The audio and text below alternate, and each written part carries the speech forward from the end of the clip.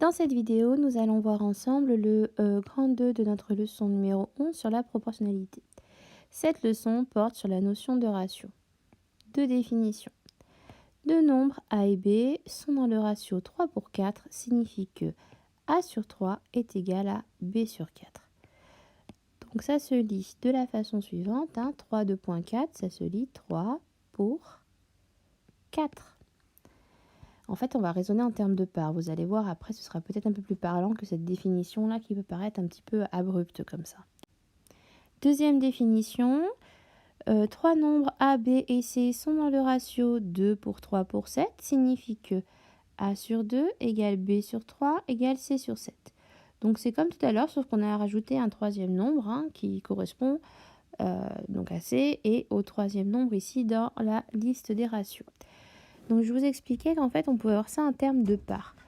Ça veut dire pour cette deuxième définition que A représente 2 parts, B représente 3 parts et C représente 7 parts.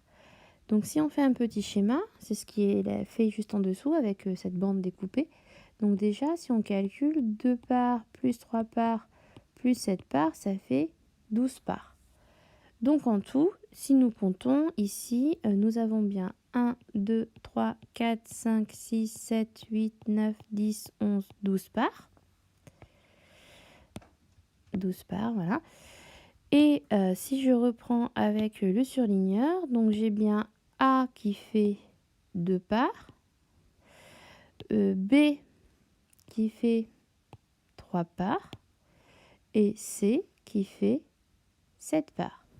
Nous allons à présent passer à l'exemple. 240 € sont partagés entre Mona et Ninon dans le ratio 2 pour 3.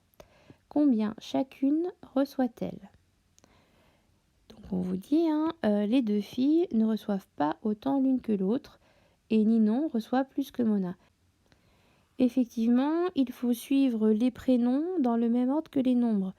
C'est-à-dire que Mona, ça représente 2 parts. Et du coup, Ninon, ça représente 3 parts, la somme reçue.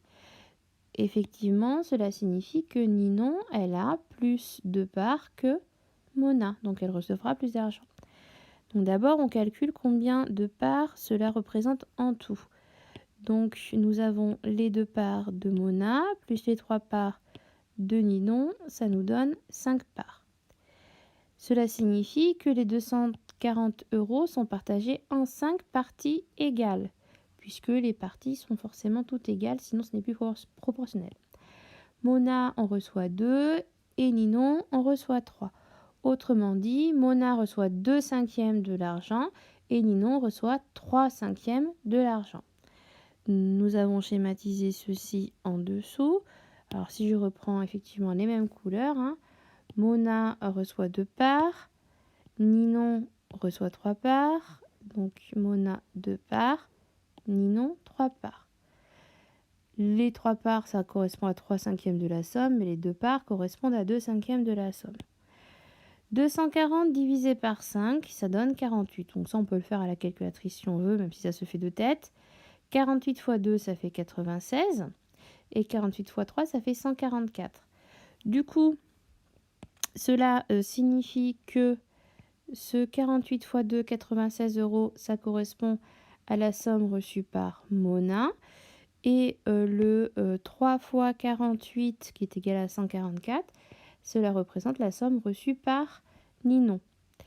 Le ratio 2 pour 3 signifie que si on partage la somme d'argent de Mona en 2 parts égales, cela est égal à la somme d'argent de Ninon partagée en 3 parts égales. Bah oui, c'est l'histoire de la subdivision de la proportionnalité.